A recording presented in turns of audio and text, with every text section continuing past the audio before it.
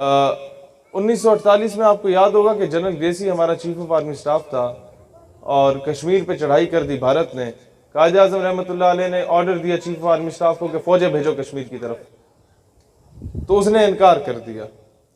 तो केपीके के tribal areas जो एक्स फाटा है वहाँ के पठान गए, उन्होंने मार मार के भरगस निकाल दिया वहाँ हिंदुस्तानी फौजों का, और जो आज़ाद कश्मीर हमारे पास है उन पठानों ने हमें ला के दिया।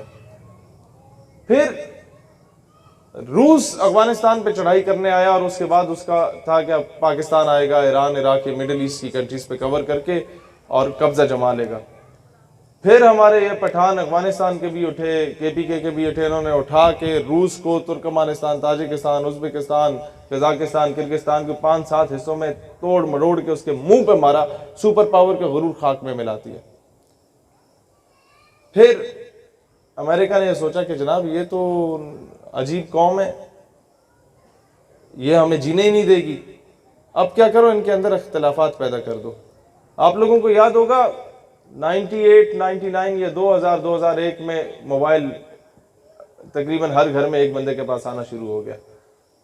अच्छा, उसमें SMS पैकेज होता था, याद करें 75 रुपए में 1000 मैसेज कर सकते थे, 25 रुपए में 125 या 150 मैसेजेस होते थे। वो पैकेज कराया जाता था और उस पैकेज में आपको ये भी याद होगा कि 99% जो फॉरवर्ड मैसेजेस होते थे वो लतीफ़े होते थे और 1% ऐसे मैसेज भी होते थे कि 12 बंदों को फॉरवर्ड ना किया तो अजाब आ जाएगा, याद है ना। तो जो 99% मैसेजेस होते थे लतीफ़ों वाले, उनमें भी 99% लतीफ़े पठानों पे बनाए जाते थे, याद है। खान वहां गया, दुकान पे गया, ये हो गया, मजाक। अब वो एक लावा पठानों में उबलता रहा, आप समझ रहे हैं मेरी बात को। वो मैसेज बलोच भी फॉरवर्ड करे, पंजाबी भी फॉरवर्ड करे, कश्मीरी भी फॉरवर्ड करे, बिहारी भी फॉरवर्ड करे, उर्दू स्पीकिंग भी फॉरवर्ड करे, सिंधी भी फॉरवर्ड करे। अब पठान जब उसे मैसेज पहुंचता या उसके सामने आप लतीफ़ा बोलो तो वो मुस्कुरा देता, नजरअंदाज कर दे, कभी लड़ा नहीं आपके साथ, लेकिन अंदर ही अंदर लावा उबलता रहा। और एक वक्त के इंतजार में था कि कोई शख्स उठे और इस लावे का मैं जवाब दे के पटक के मारूं इन सबको, और उससे नुकसान किसका होता है? पंजाबी, पठान, ये सिंधी बलोची का नहीं, पाकिस्तान का होता है। और अल्टीमेटली इस्लाम, ये जो नुकसान है वो इस्लाम का होता है, क्योंकि पाकिस्तान जो बना था वो तो इस्लाम के नाम पे बना था। ये तो अंग्रेजों के कुत्ते नहलाने वाले हमारे ऊपर मुसल्लत हो गए, जिन्होंने कभी बलूचिस्तान में तबाही मचाने की कोशिश की, हमारे बलूचिस्तान के लोगों को महरूम रख के। सुई गैस वहां से निकलती है, हमारे पंजाब तक आ जाती है, डेरा बुगटी की अपनी आवाम को कोई नहीं मिली। केपीके की बात की जाए तो कभी ड्रोन स्ट्राइक्स गिरे, कभी वहां पर आके तबाही मची, हम लोग मलाला को हीरो बना के बैठ गए, हम लोग ये डॉक्टर अब्दुल सलाम जैसे चूड़े को जाके हीरो बना दिया, डॉक्टर एक्यू खान को घर में पाबंद कर दिया। हम लोगों ने एक और किसी को ऑस्कर प्राइज दिलवा दिया जिसने मुल्क की इज्जत को बैनुल अक़वामी मंडी में जाके फरोख्त किया था, गालिबन इसी शहर की है वो भी। तो होता क्या है कि जो असल हीरोज हैं उनको नजरअंदाज किया गया, मलाला को हीरो बना दिया गया, पठान को दहशतगर्द बना दिया गया कि ये तो दहशतगर्द हैं सारे। फिर आते हैं बलोच की तरफ, जिन्होंने उस वक्त कबायली जिरगा किया।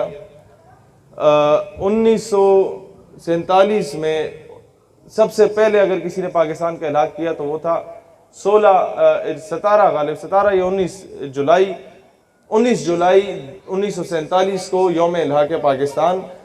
मकबूजा कश्मीर और आज़ाद कश्मीर जो था ये मुतफ़िका तौर पे इन लोगों ने पाकिस्तान से इल्हाक़ कर दिया था।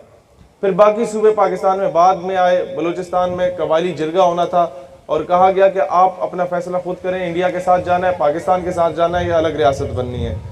तो मुबशिर लुकमान का एक प्रोग्राम था, उसमें उसने खानुफ कलात के पोते से पूछा कि जी आप लोग नाराज़ हैं तो आपने क्यों हिमायत की पाकिस्तान की? कहते मैंने यही सवाल अपने दादा से पूछा, अभी टीवी पे वो बता रहे हैं, हालांकि वो नाराज़ था गवर्नमेंट से। कहते मैंने अपने दादा से ये सवाल पूछा कि जी आपने क्यों हिमायत क्यों की? तो कहते वो मुझे जवाब देते हैं, बहुत काबिल गौर बात है, मैं उसके बाद आऊँगा मुद्दे की तरफ। कहते दादा ने मुझे जवाब दिया कि मैं चाहता था कि मैं एक अलहदा रियासत बनाता बलूचिस्तान को, अगर ये नहीं तो कल्लात को एक अलहदा रियासत बना लेता, लेकिन मुझे ख्वाब में रसूलुल्लाह अलैहिस्सलाम की ज़ियारत नसीब हुई और उन्होंने फरमाया कि एक मुल्क जो कि इस्लाम के नाम पे बन रहा है तो मुझसे ख़यानत का सोच रहे। कहते फिर मुझ पर लाजिम हो गया कि मैं पाकिस्तान की हिमायत करता हूँ। तो जिस मुल्क के सूबे भी रसूलुल्लाह अलैहिस्सलाम के हुक्म से बने हों, ये भारत जैसे या अमेरिका या इजराइल की कोई हैसियत औकात नहीं है कि हमारी तरफ मेली नज़र उठा के देखे। मसला सिर्फ ये है कि हमारे अंदर हर महकमे, हर इदारे, हर हुकूमत, हर ऑपोजिशन में कुछ ऐसे गद्दार बैठे हैं जिन्होंने हमेशा बलोचों और पंजाबियों में नफरत, जिन्होंने हमेशा पश्तूनों और सिंधियों में नफरत, जिन्होंने हमेशा सिंध में आओ तो उर्दू स्पीकिंग और सिंधी एक दूसरे से नफरत। इकबाल रहमतुल्लाह अलैह पीटते रह गए, यूं तो सैयद भी हो, मिर्जा भी हो, अगवा भी हो, तुम सभी को छो बतलाओ तो मुसलमान भी हो। वो पीटते रह गए कि बुता ने रंगो खून को तोड़कर मिल्लत में गुम हो जा, न तूरानी रहे बाकी, ना ईरानी ना अफगानी। वो पीटते रह गए। यार इन ताजा खुदाओं में बड़ा सबसे वतन है, जो पैरहन है इसका वो मजहब का कफन है। वो पीटते रह गए कि वतनियत, कौम, खित्ता, कबीला, खेश क्या है कि बाजू तेरा तौहीद की कुव्वत से कवी है, इस्लाम तेरा देश है, तू मुस्तफवी है। अगर तू मुसलमान है तो हिंदुस्तान में रहने वाला आसाम का शहरी भी तुम्हारे ही देश का शहरी है, जूनागढ़ में रहने वाला मुसलमान भी तुम्हारे ही देश का शहरी है, वो भी तुम्हारे ही वतन का है। हैदराबाद दक्कन में रहने वाला भी तुम्हारे वतन से ताल्लुक रखता है। दिल्ली मुंबई में रहने वाला मुसलमान भी तुम्हारे वतन से ताल्लुक रखता है, क्योंकि अखुवत इसको कहते हैं चुभे कांटा जो काबुल में, तो हिंदुस्तान का हर पीरो जमा बेताब हो जाए। वो कैसे, मुझे बताएं कि आपके हाथ में जख्म आया हो, रात को नींद नहीं आती ना? कभी आंखों से पूछा कि यार तुम्हें क्या तकलीफ है? तुम्हें तो नींद आ जानी चाहिए, दर्द तो हाथ में हो रहा है, लेकिन नहीं आती नींद।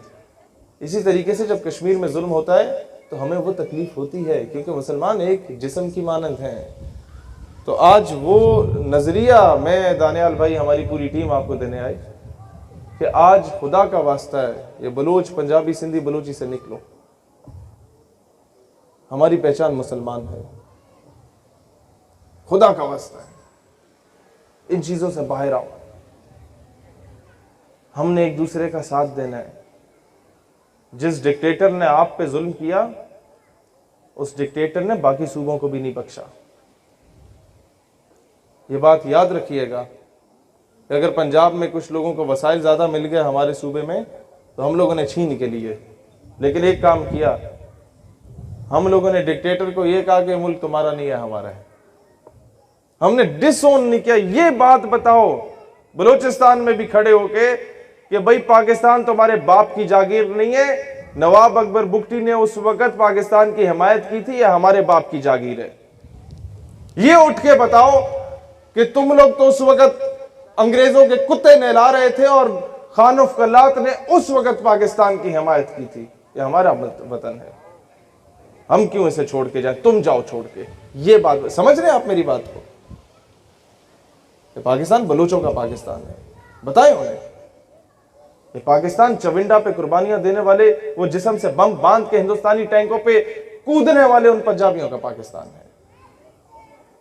ये पाकिस्तान शायद किसी को नागवार गुजरे, ये पाकिस्तान उन बिहारियों का पाकिस्तान है जो आज भी झुग्गियों में रहते हैं, लेकिन अपनी झुग्गी पे भी पाकिस्तानी परचम लगाया होता है, उन्हें आईडी कार्ड नहीं मिला।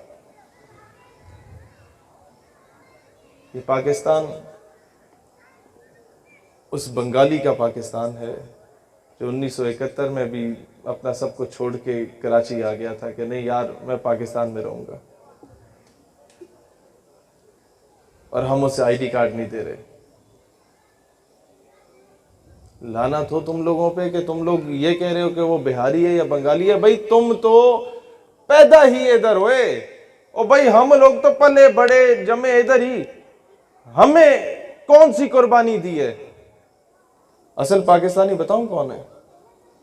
असल पाकिस्तानी मैं कहता हूं वो है जिसे तुम महाजिर कहते हो, और मैं उसे महाजिर नहीं मानता, क्योंकि वो जो अपना तन मन धन जान माल इज्जत आबरू सब कुछ कुर्बान करके पाकिस्तान आया, वो महाजिर नहीं, वो मुझसे बड़ा पाकिस्तानी है।